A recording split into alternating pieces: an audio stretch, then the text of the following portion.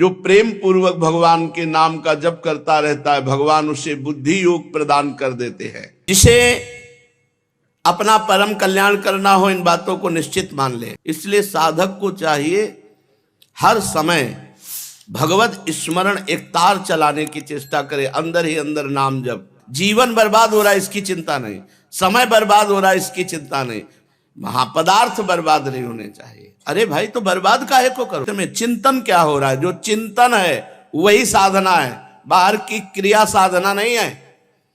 बाहर हो रही आरती और चिंतन क्या हो रहा है? बाहर आप भगवान के समीप खड़े हो लेकिन चिंतन में कहां हो? बाहर आप फावड़ा चला रहे हो लेकिन आपका चिंतन भगवान का हो रहा है। आप महान भक्त हैं। प्रारंभ में देखा कि जब स्नान करने लगे तो या तो कोई पाठ लगाओ, नहीं तो विस्मरण हो जाएगा शौच स्नान के समय। भोजन पा रहे हो तो कोई बड़ा पद लगाओ, जिससे भोजन पा रहे हो शुरू कर दो, प्रथम यथामति प्रणमोसी वृंदावन रम्य, अंदर ही अंदर, और पूरी एकाग्रता रखो। देखो आपका भोजन भी भजन हो जाएगा। और शयन के समय पूरी साधना करके जब मध्याह्न में विश्राम या सायं शयन, एकांत में रात्रि में शयन, उस समय मन बड़ा चंचल होता है। उस समय संभाल लो। कोई आजकल तो मोबाइल चल गए, पहले तो थे नहीं। तो मोबाइल आदि से गंदी बातें देखना या गंदा चिंतन करना या कोई गंदा पूर्व का पीछे का, ये आपको पतित कर देगा। बहुत सावधान। भगवत स्मरण एक तार चलाने की चेष्टा करे, अंदर ही अंदर नाम जप। नाम छूटा हानि हो गई, नाम छूटा कोई समस्या फंसा देगा मन। प्रश्न: बाबा बहुत दुखी हूं, बहुत परेशान रहता हूं। ये केवल जीवन जीने के लिए है, लेकिन हम जीते किसके लिए हैं? इस प्रश्न का उत्तर अपने आप से खोजिए। अपने शरीर को पुरुष मानकर नारी शरीर के प्रति या अन्य शरीरों के प्रति भोग बुद्धि रखना मानो नरक जाने का पूरा पास ले लिया आपने। जब तक ये मैं है तब तक भगवत प्राप्ति, भगवदानंद, ये सब बहुत दूर की बातें हैं। दुख मिलता है पाप कर्म का फल, और लौकिक सुख मिलता है पुण्य। प्रायः पुण्य लोग करते नहीं, पाप कर्म अधिक, इसीलिए बिना चाहे दुख सबको भोगना पड़ता है। मेरा तन, मेरा मन, मेरा प्राण, मेरा सर्वस्व श्री भगवान को समर्पित है, क्योंकि ये श्री भगवान का ही है। और खूब नाम जप। आप किसी की सेवा स्वीकार न करें, वैसे भी किसी से सेवा स्वीकार न करें। अपने शरीर की स्वयं सेवा करें। हर समय प्रसन्न रहना। देखो आप अभी खिल जाओगे, लेकिन चाहे जितना करोड़पति हो, वो चिंता में ही अरबों के रुपया में लगा हुआ है। 100 रुपया वाला 1000 रुपये का चिंतन, 1000 रुपये वाला 10,000 का, 10,000 वाला लाख का, करोड़ अरब। गृहस्थ आदमी कभी दूसरे का अन्न न खाए। विरक्त केवल अन्न मांग सकता है, रुपया पैसा वस्त्र नहीं। उसकी व्यवस्था योगक्षेमम भाव में हम स्वयं श्री भगवान नियम पूर्वक जो चलता है, उसी के हृदय में प्रेम प्रकाश होता है। जब प्रेम प्रकाशित होता है तब नेम नहीं रह जाता। जो भगवान की भक्ति करता है वो सब जगह अपने भगवान को देखता है। भगवान की भक्ति करने वाले को भगवान मिलता है, संसार की भक्ति करने वाले को संसार मिलता है। बाहर आप फावड़ा चला रहे हो लेकिन आपका चिंतन भगवान का हो रहा है, आप महान भक्त हैं। बाहर आप सांसारिक कार्य कर रहे हो लेकिन आपका चिंतन राधा राधा, और वो भगवान के समीप खड़ा संसार का चिंतन कर रहा है, खास बात नहीं है। श्री प्रियाजू की अपार कृपा से अगर ये बात समझ में आ जाए कि एक क्षण भी हमें भगवत चिंतन छोड़ना विपत्ति में फंसना है, संकट में फंसना है। बहुत ऊंची स्थिति वाला भी पतित हो सकता है यदि वो भगवत नाम जब छोड़ दे। जितने मिनट के लिए छोड़ेगा उतने में ही माया आक्रमण कर देगी। हानि हरिवंश के नाम अंतर परे, लाभ हरिवंश उच्चरत वाणी। यदि नाम छूटा तो बहुत बड़ी हानि हो गई। रुपया पैसा दुनिया की भोग सामग्री मिलना ये कोई लाभ नहीं है, ये सब नाशवान है, आज नहीं तो कल छूट जाएगा।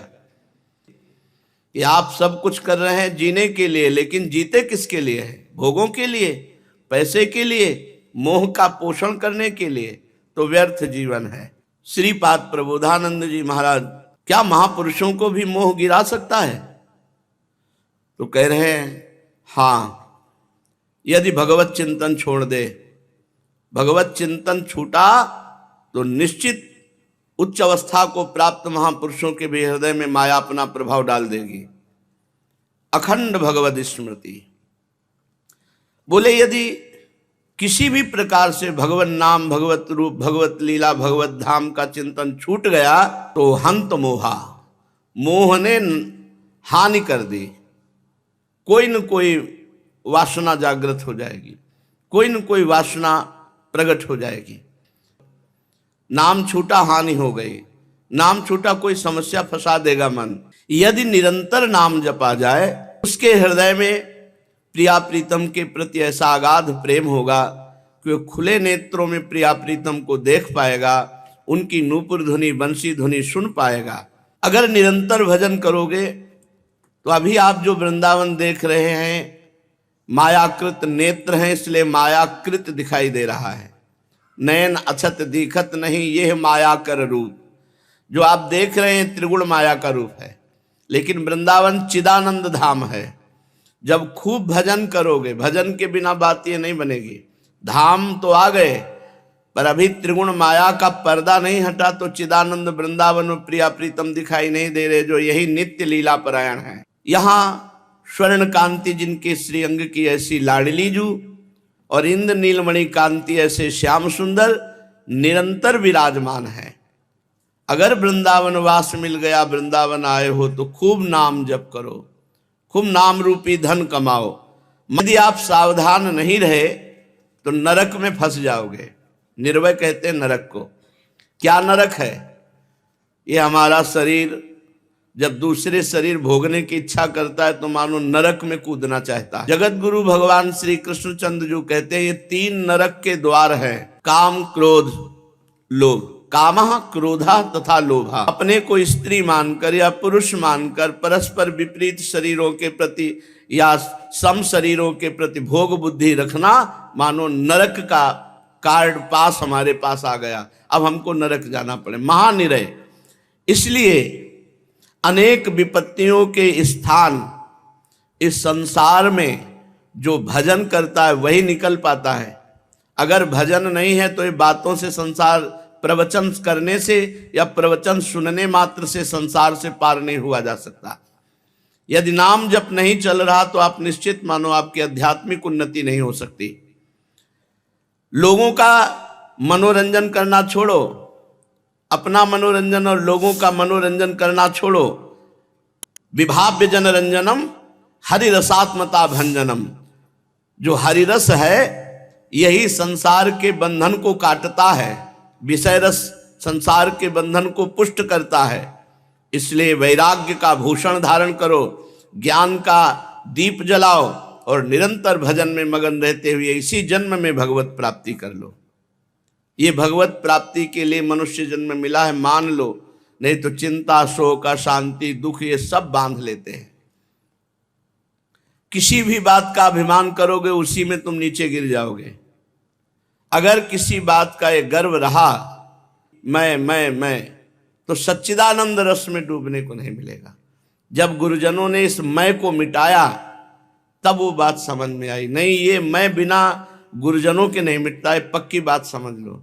साधना का एक मैं चढ़ा रहता है अंदर कि मैं, और जब तक ये मैं है तब तक भगवत प्राप्ति, भगवदानंद ये सब बहुत दूर की बातें हैं।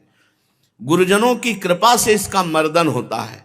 अगर भगवत प्रेमी महात्माओं का संग मिल जाए तो इस अहंकार को वो चूर चूर कर देते हैं, और उनकी कृपा से मन इतना भयभीत हो जाता है कि दोबारा अहंकार करने लायक नहीं रहता।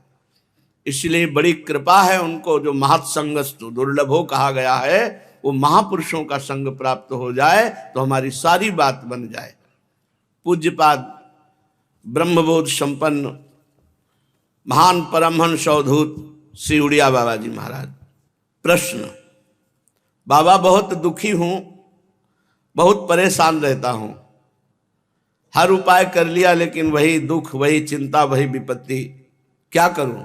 भैया, भगवान पर विश्वास करके भजन करो।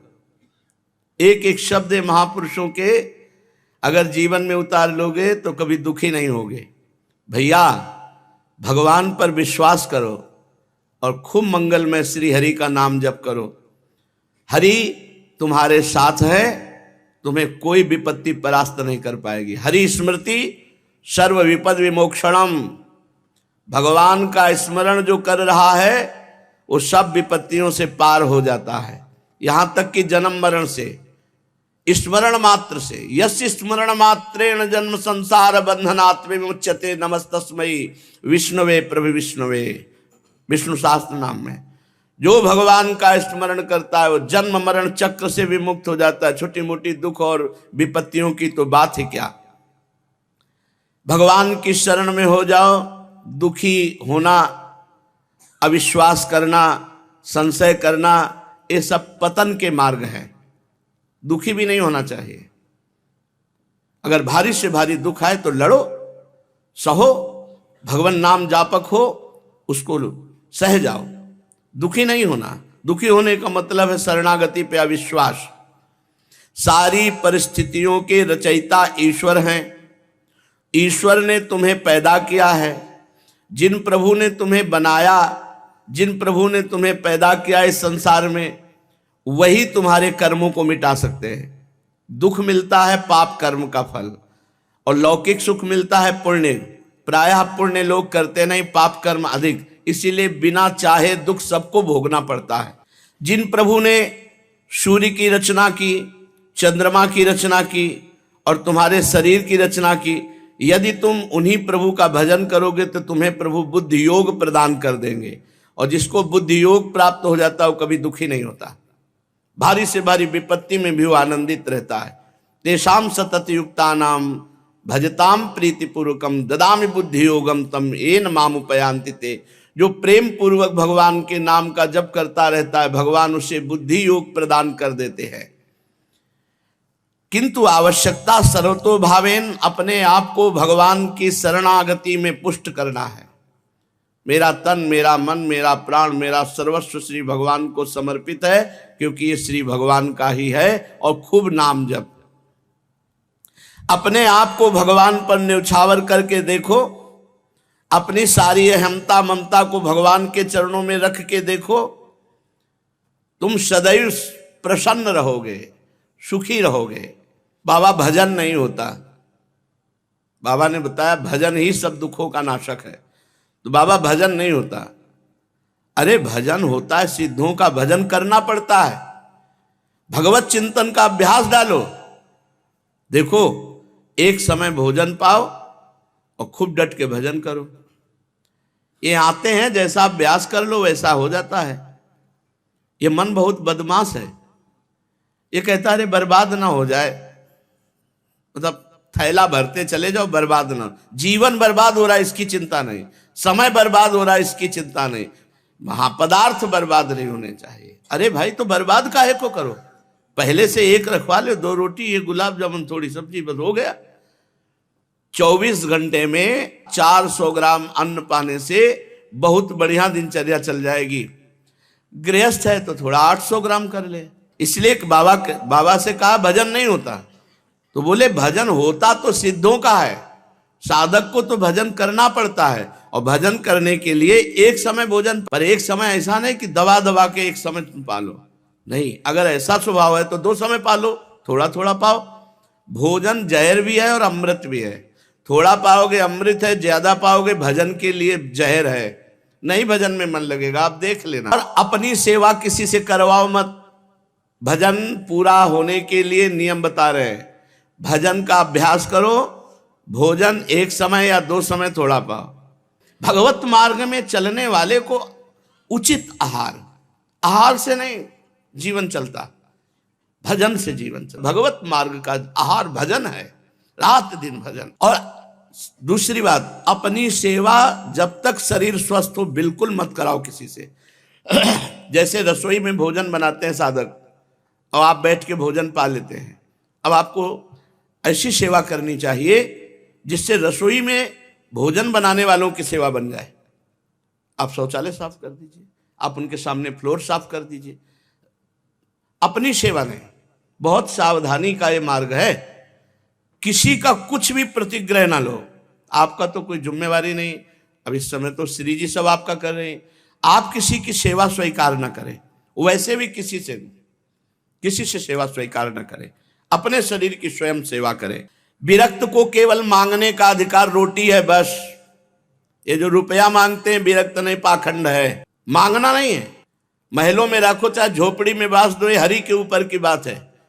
कभी घी घना, कभी मुट्ठी भर चना, कभी वो भी ना बना, कभी दिगंबर, कभी बाघंबर, कभी दुशाला ओढ़े, कभी राख में, कभी फुटपाथ में, कभी महलों में। यह साधु का जीवन रहा है। भगवान दत्तात्रेय जी से पूछा कि आप कर्म तो करते नहीं हैं, और कर्म के बिना अर्थ नहीं मिलता, अर्थ के बिना विषय भोग नहीं, विषय भोग के बिना शरीर पुष्ट नहीं।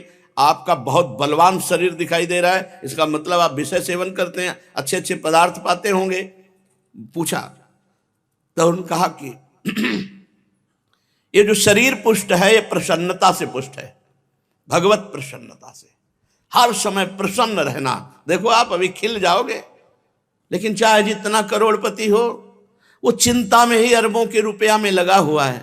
100 रुपया वाला 1000 रुपये का चिंतन, 1000 रुपये वाला 10,000 का, 10,000 वाला लाख का, लाख का करोड़, करोड़ अरब, बस चिंतन चिंतन में सूखा जा रहा है। भगवत चिंतन नहीं, भोगों का चिंतन, रुपये का चिंतन, नाना प्रकार के विषय पदार्थों का चिंतन।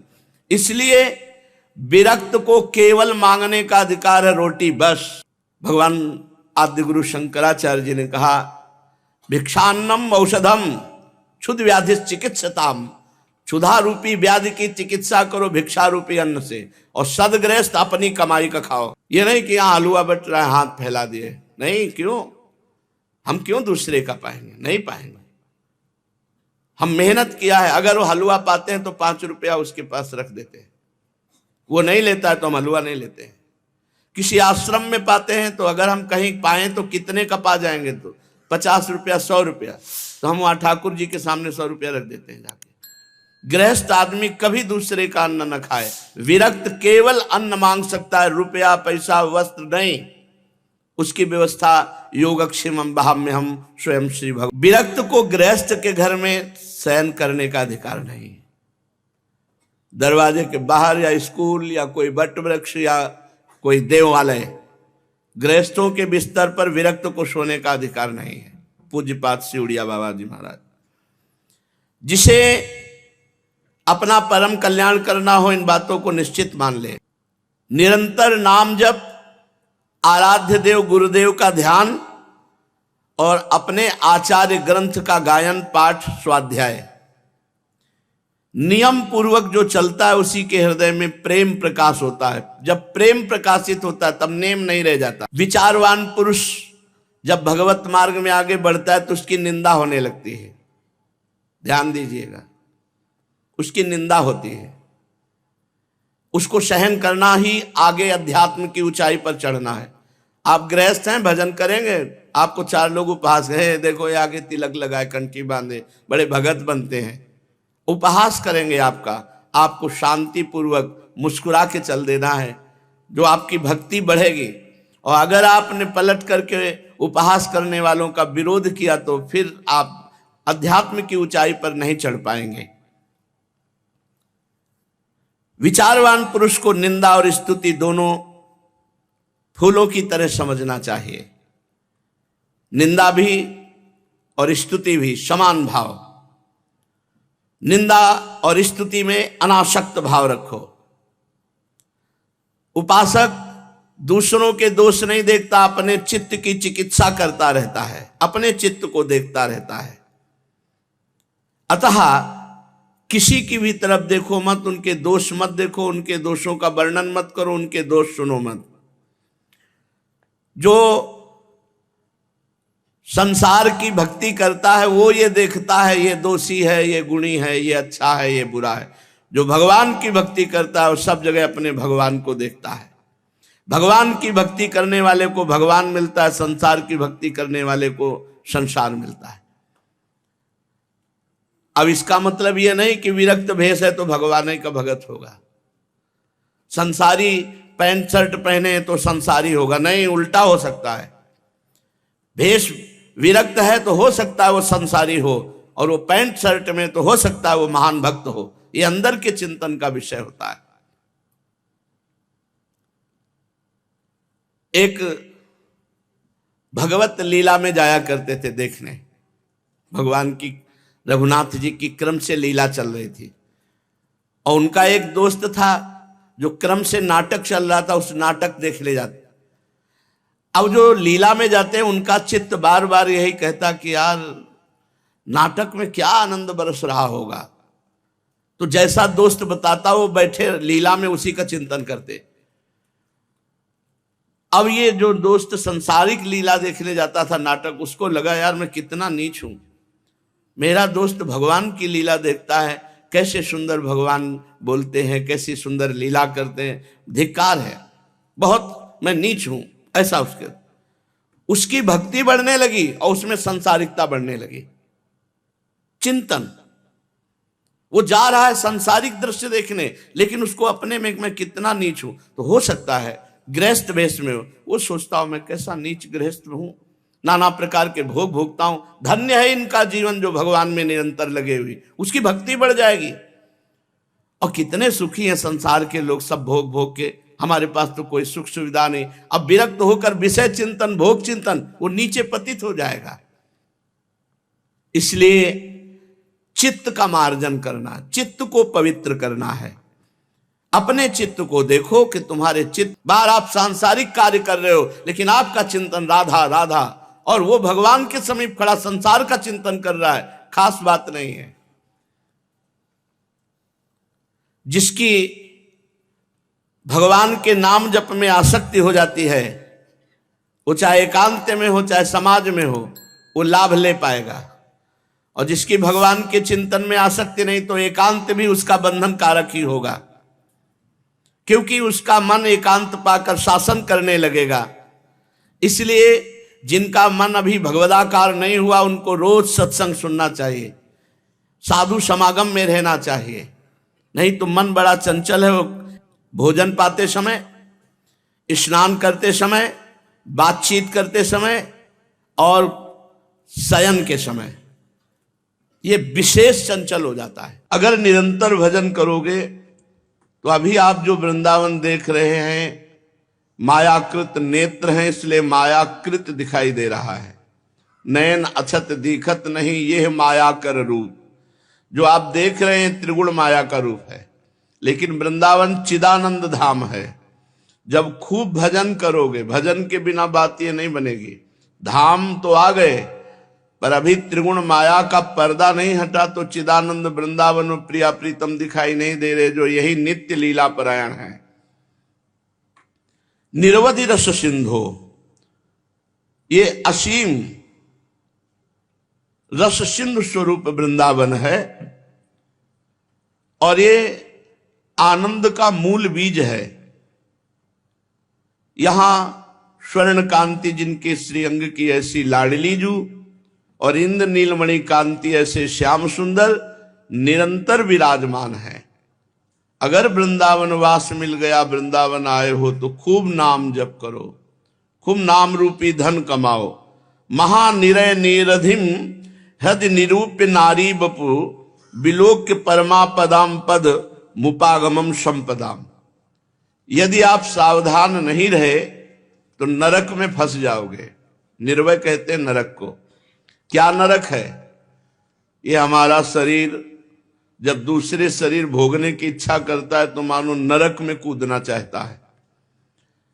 विभाव्य जन रंजनम हरि रसात्मता भंजनम भजोपरति भूषणा परम धाम वृंदावने। अपने शरीर को पुरुष मानकर नारी शरीर के प्रति या अन्य शरीरों के प्रति भोग बुद्धि रखना मानो नरक जाने का पूरा पास ले लिया आपने। त्रिविधम नरकस्येदम द्वारम नाशन मात्मनः कामः क्रोधा तथा लोभा तस्मादेत्रयम् त्यजेत्। जगत गुरु भगवान श्री कृष्णचंद्र जी कहते हैं ये तीन नरक के द्वार हैं, काम क्रोध लोभ। कामः क्रोधा तथा लोभा, अपने को स्त्री मानकर या पुरुष मानकर परस्पर विपरीत शरीरों के प्रति या सम शरीरों के प्रति भोग बुद्धि रखना मानो नरक का कार्ड पास हमारे पास आ गया, अब हमको नरक जाना पड़े। महानिरय। इसलिए अनेक विपत्तियों के स्थान इस संसार में जो भजन करता है वही निकल पाता है। अगर भजन नहीं है तो ये बातों से संसार, प्रवचन करने से या प्रवचन सुनने मात्र से संसार से पार नहीं हुआ जा सकता। यदि नाम जप नहीं चल रहा तो आप निश्चित मानो आपकी आध्यात्मिक उन्नति नहीं हो सकती। लोगों का मनोरंजन करना छोड़ो, अपना मनोरंजन और लोगों का मनोरंजन करना छोड़ो। विभाव्य जनरंजनम हरिरसात्मता भंजनम। जो हरिरस है यही संसार के बंधन को काटता है, विषय रस संसार के बंधन को पुष्ट करता है। इसलिए वैराग्य का भूषण धारण करो, ज्ञान का दीप जलाओ और निरंतर भजन में मगन रहते हुए इसी जन्म में भगवत प्राप्ति कर लो। ये भगवत प्राप्ति के लिए मनुष्य जन्म मिला है मान लो, नहीं तो चिंता, शोक, अशांति, दुख ये सब बांध लेते हैं। किसी भी बात का अभिमान करोगे उसी में तुम नीचे गिर जाओगे। अगर किसी बात का ये गर्व रहा मैं, तो सच्चिदानंद रस में डूबने को नहीं मिलेगा। जब गुरुजनों ने इस मैं को मिटाया तब वो बात समझ में आई, नहीं ये मैं बिना गुरुजनों के नहीं मिटता है, पक्की बात समझ लो।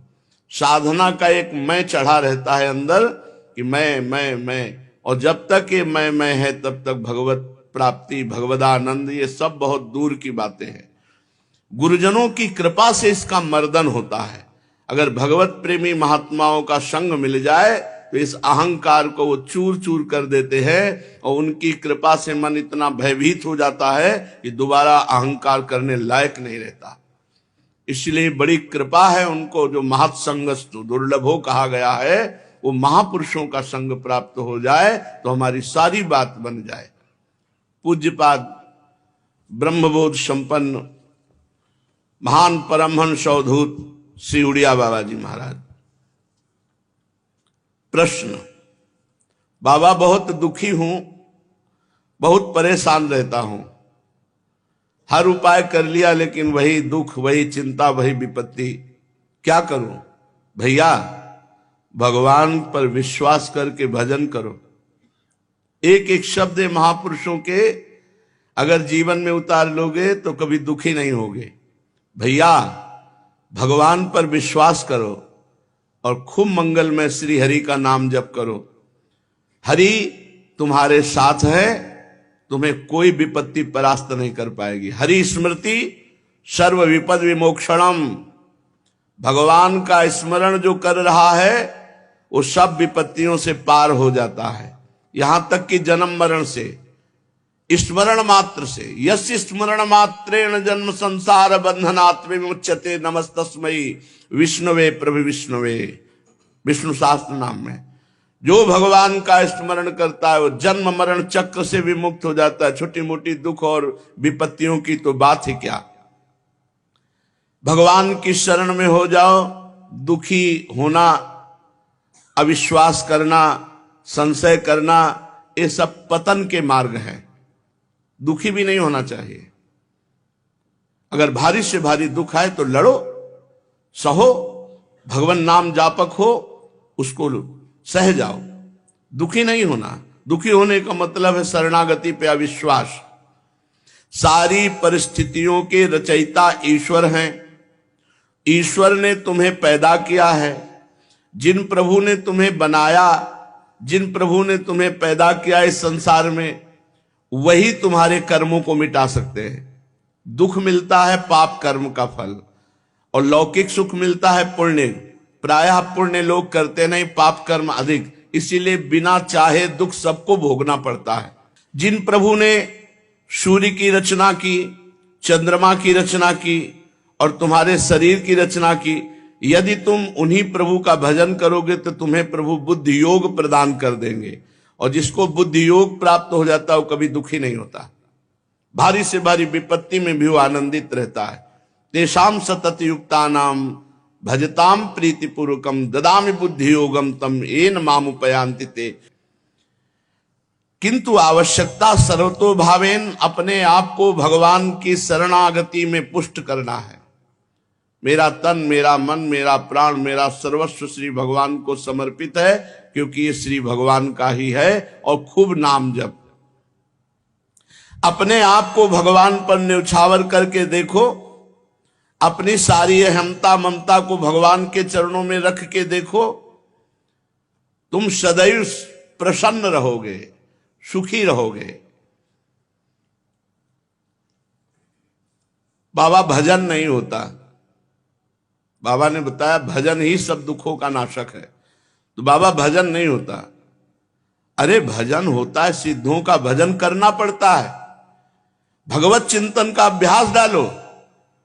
देखो एक समय भोजन पाओ और खूब डट के भजन करो। ये आते हैं, जैसा अभ्यास कर लो वैसा हो जाता है। ये मन बहुत बदमाश है, ये कहता है अरे बर्बाद ना हो जाए, मतलब थैला भरते चले जाओ, बर्बाद ना, जीवन बर्बाद हो रहा है इसकी चिंता नहीं, समय बर्बाद हो रहा है इसकी चिंता नहीं, महापदार्थ बर्बाद नहीं होने चाहिए। अरे भाई तो बर्बाद काहे को करो, पहले से एक रखवा लो, 2 रोटी, 1 गुलाब जामुन, थोड़ी सब्जी, बस हो गया।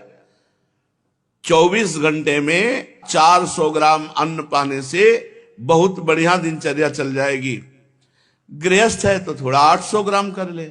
इसलिए बाबा से कहा भजन नहीं होता, तो बोले भजन होता तो सिद्धों का है, साधक को तो भजन करना पड़ता है, और भजन करने के लिए एक समय भोजन पाओ, पर एक समय ऐसा नहीं कि दबा दबा के एक समय तुम पालो, नहीं। अगर ऐसा स्वभाव है तो 2 समय पालो, थोड़ा थोड़ा पाओ।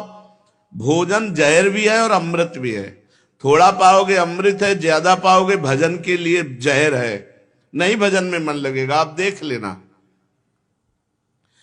और अपनी सेवा किसी से करवाओ मत, भजन पूरा होने के लिए नियम बता रहे हैं, भजन का अभ्यास करो, भोजन एक समय या 2 समय थोड़ा पाओ।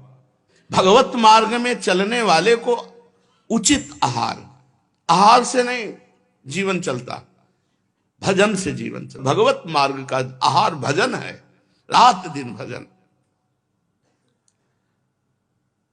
और दूसरी बात, अपनी सेवा जब तक शरीर स्वस्थ हो बिल्कुल मत कराओ किसी से। जैसे रसोई में भोजन बनाते हैं साधक, और आप बैठ के भोजन पा लेते हैं, अब आपको ऐसी सेवा करनी चाहिए जिससे रसोई में भोजन बनाने वालों की सेवा बन जाए। आप शौचालय साफ कर दीजिए, आप उनके सामने फ्लोर साफ कर दीजिए, अपनी सेवा नहीं। बहुत सावधानी का ये मार्ग है, किसी का कुछ भी प्रतिग्रह ना लो, आपका तो कोई जिम्मेवारी नहीं। अब इस समय तो श्री जी सब आपका कर रहे हैं, आप किसी की सेवा स्वीकार ना करें, वैसे भी किसी से सेवा स्वीकार न करें, अपने शरीर की स्वयं सेवा करें। विरक्त को केवल मांगने का अधिकार रोटी है बस, ये जो रुपया मांगते हैं विरक्त नहीं, पाखंड है, मांगना नहीं है।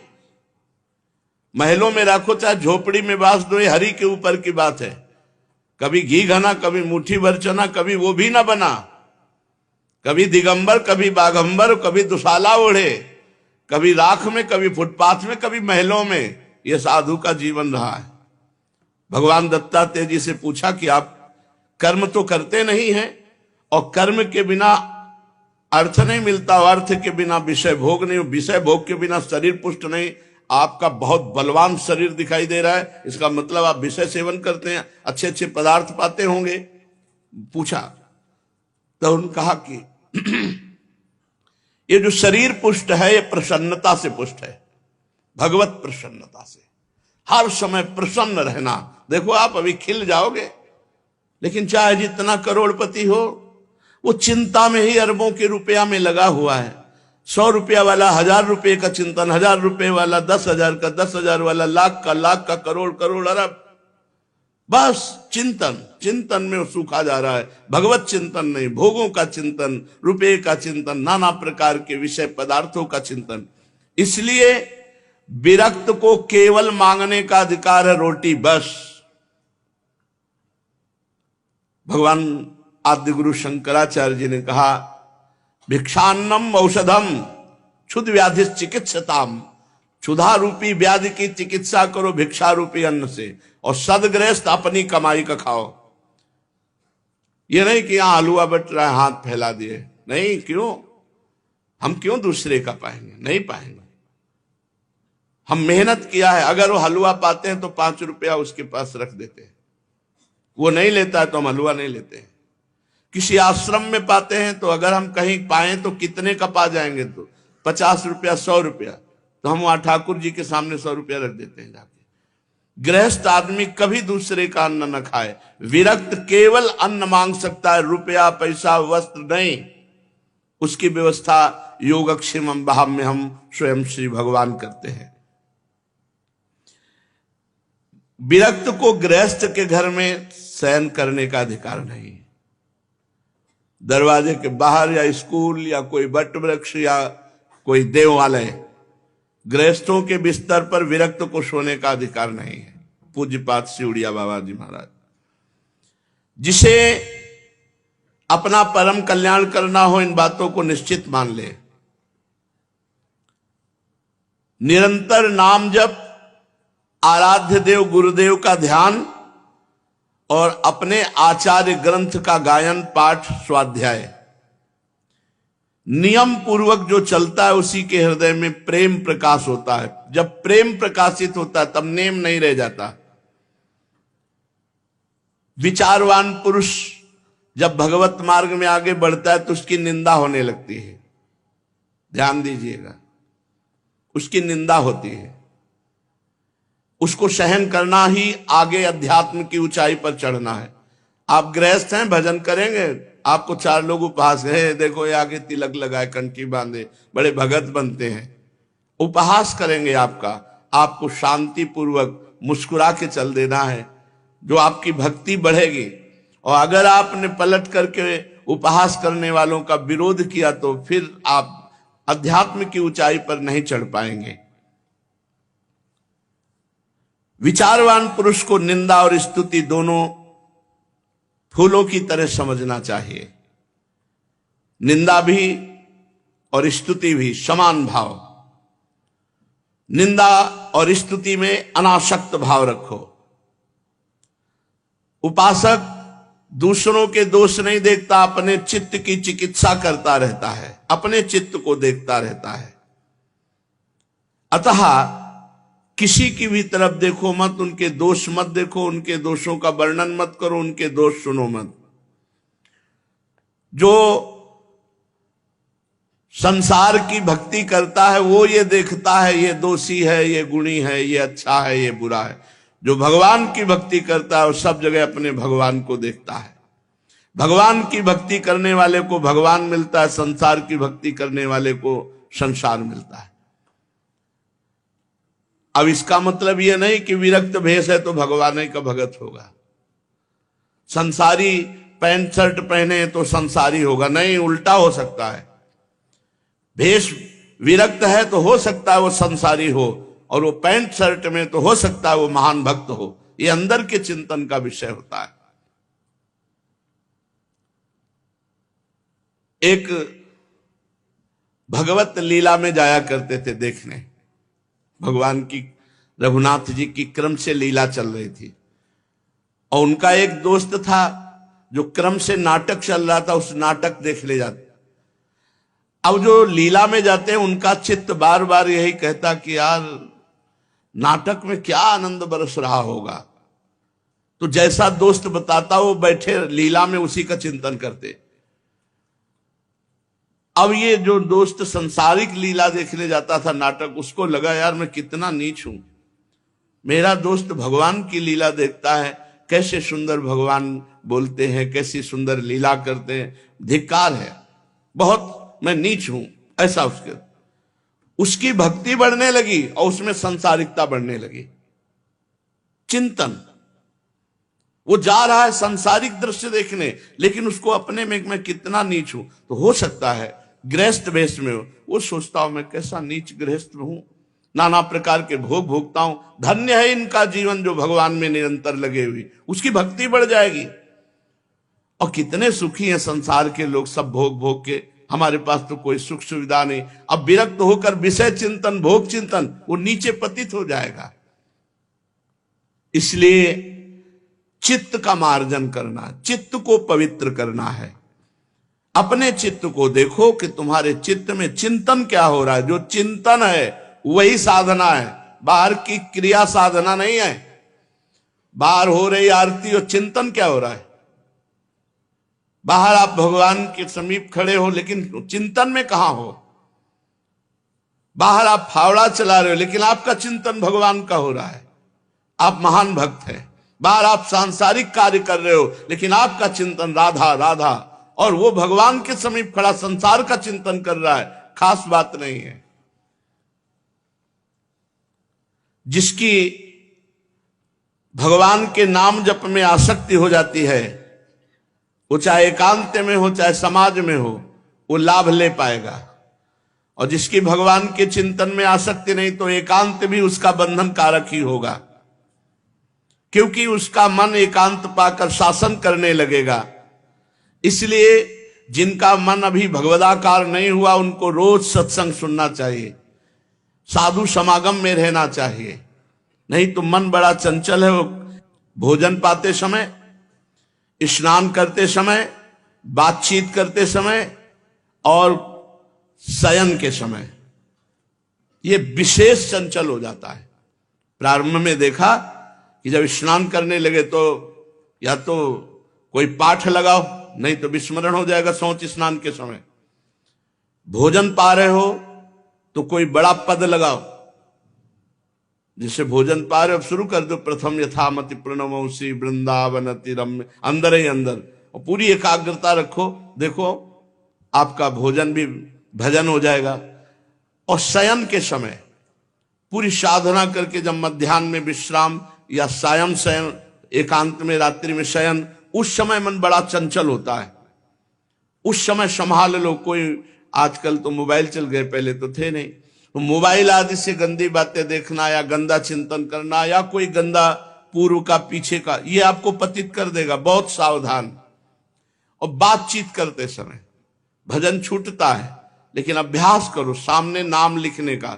तो बातचीत हम कर रहे हैं लेकिन वो एकाग्रता हमारी अंदर ही अंदर नाम में लगी हुई है। भगवान के नाम का जप और गुरु और संत सेवा, भगवंत सेवा, ये बहुत जल्दी अंतःकरण को पवित्र करते हैं।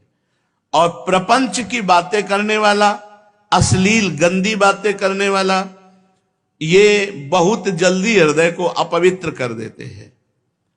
ऐसे भजन से कोई लाभ नहीं मिलेगा जो अश्लील संभाषण स्वयं बोलता है, अश्लील बातें सुनता है, प्रपंची लोगों के बीच में बैठता है। सांसारिक लोगों के बीच में बैठने वाला कभी भजनानंदी नहीं हो सकता। हां, जो भजन में परिपक्व हो चुका है, सिद्ध हो चुका है, तो श्रीमद राधा सुधा निधि, वो चाहे बहिर्मुख पुरुषों के बीच में बैठे, वो चाहे विषयों को ग्रहण करे या त्यागे, वहां कोई फर्क नहीं पड़ता, क्योंकि भगवदाकार वृत्ति रहती है। कर्माणि श्रुति बोधितानि नितराम कुर्वन्तु कुर्वन्तु मां गूढ़ाश्चर्य रसास्त्रगादि विषयान गृह्णन्तु मुंचन्तु वा कैर्वा भाव रहस्य पारगमति श्री राधिका प्रेयसा किंचित गैरनुयुज्यताम वैरो भ्राम्यत भिरान्यपि। जो बहिर्मुख पुरुष है उनके भी संग से उसको कोई फर्क नहीं पड़ता। जो रहीम उत्तम प्रकृति का कर सकत कुसंग, चंदन विष व्यापत नहीं लपटे रहत भुजंग। लेकिन ये सिद्ध पुरुष की स्थिति, साधक को बहुत बचना चाहिए। प्रपंची लोगों से, संसारिक लोगों से अगर संभाषण करोगे, उनके बीच में बैठोगे, तो मनोवृत्ति में भोगाकर्षण पैदा हो जाएगा। साधना का फल है देहाभिमान गलित हो जाना। जिसका देहाभिमान गलित हुआ वही साधना परिपक्व कर पाया। जब आराध्य देव के साथ संबंध दृढ़ हो जाता है तो सारे संबंध शिथिल हो जाते हैं। जननी जनक बंधु सुत दारा तन धन धाम सुरद परिवारा, इन सब से अपनापन खत्म हो जाता है। कहीं भी राग द्वेष नहीं होता। जिसके हृदय में राग द्वेष है और ये कहता है मुझे भगवान के दर्शन हो गए, पक्का झूठा मिथ्यावादी है। ब्रह्मबोध संपन्न महापुरुष बोल रहे हैं। किसी महापुरुष से पूछा कि आपको भगवान की प्राप्ति हो गई, भगवान का साक्षात्कार किया? तो एक दोहा भर सुनाया, जब मैं था तब हरि नहीं, अब हरि हैं मैं नाय, प्रेम गली अति साकरी तामे दोनों समाय। जाओ समझो जाके, इसकी व्याख्या नहीं समझो जाके। लाली मेरे लाल की जित देखूं तित लाल, जित देखूं तित लाल। और लाली देखन मैं चली तो मैं भी हो गई लाल। यह है भगवदाकार वृत्ति। समझना है, समझो। जिसको किसी से भी राग है या द्वेष है, उसका यह कहना कि मुझे भगवत दर्शन हो गए बिल्कुल मिथ्यावादी है। राग द्वेष वाले व्यक्ति के हृदय में कभी भगवत साक्षात्कार की भावना नहीं आती। एक भक्त मिले, जब उनसे कोई किसी की निंदा करने लगता था तो कान में अंगुली डालकर कहते थे श्री कृष्ण श्री कृष्ण श्री कृष्ण, और चल देते थे। वो हर समय कृष्ण नाम जप करते थे। कोई उनके जैसे किसी की बात करने लगे तो कान में अंगुली डालते, कृष्ण कृष्ण श्री कृष्ण श्री कृष्ण। इसलिए चाहे भक्त हो, चाहे ज्ञानी हो, चाहे योगी हो, जो दूसरों की निंदा करता है, निंदा सुनता है, वो पतित हो जाता है। भक्त ज्ञानी योगी इनको व्यर्थ की बातें सुनने और कहने का स्वभाव नहीं होता। ये जो भक्त ज्ञानी और योगी का नाटक करते हैं, यही प्रपंच करते रहते हैं। अब यही समझ में नहीं आता है कि हमारा उद्देश्य क्या है। अरे भाई, सनातन को समझो। सनातन आकाश की तरह है। आकाश जैसे ना, कोई कहीं भी खड़ा हो, आकाश के नीचे ऐसे सनातन सत्य, सत्य सनातन ब्रह्म, वायु, अग्नि, पृथ्वी, जल, सब सनातन है। ये हम शास्त्रों की बात कर रहे हैं। पृथ्वी, जल, वायु, अग्नि, ये सनातन है। आकाश सनातन है, और इन्हीं से तो सब शरीर बने। सब सनातन, सब जैसे पृथ्वी में पैर रखोगे कहीं भी तो पृथ्वी में ही रखोगे, कहीं भी पैर रखो पृथ्वी ही होगी। ऐसे ही कोई भी जीव चराचर का हो, सब सनातन में है। सनातन को समझते क्या हो? सनातन एक घेरा है क्या? सनातन यहां से बदलने से होगा, यहां से। सनातन की स्थापना होगी जो सनातन के सूत्रों को मानेगा। व्यभिचार को त्यागो, व्यसन को त्यागो, हिंसा को त्यागो, सत्य पे चलो, परोपकार करो, नाम जप करो, चाहे जो नाम जप करो। हमारे ही सनातन ब्रह्म का नाम जप कर रहे हो, हमें से कोई परेशानी नहीं। वो अंग्रेजी में बोलो, हिंदी में बोलो, उर्दू में बोलो, उड़िया में बोलो, वो सब भाषा उसी की प्रकट की हुई है, सब उसी सनातन से प्रकट है। राम जी जब वनवास में थे तो एक पहाड़ देखा हड्डियों का। दंडकारण्य के ऋषियों से पूछा क्या है? बोले जानकर प्रभु अनजान बनते हो, ये सब ऋषियों की हड्डियां जो निशाचर स्वभाव वालों ने खा के रखा है। धन्य है कलयुग की जय हो, कम से कम महात्माओं को खाते तो नहीं है। ये हम त्रेता युग की बात कर रहे हैं, महात्माओं को खाकर हड्डियों का ढेर लगा दिया गया था। ये छोटी छोटी बातों को यहां से सुधारना होगा। यहां से हम आगे रखते हैं भगवान को, आगे रखते हैं धर्म को, आगे रखते हैं हम अपने निष्ठा को, तो हमारी विजय होगी। अगर भगवान की बात को कह के और आगे रखते हैं अपने को, तो अपने अहंकार और यश का भोग करने वाली बात है भगवान की। इसीलिए वो बात नहीं आती जो आनी चाहिए।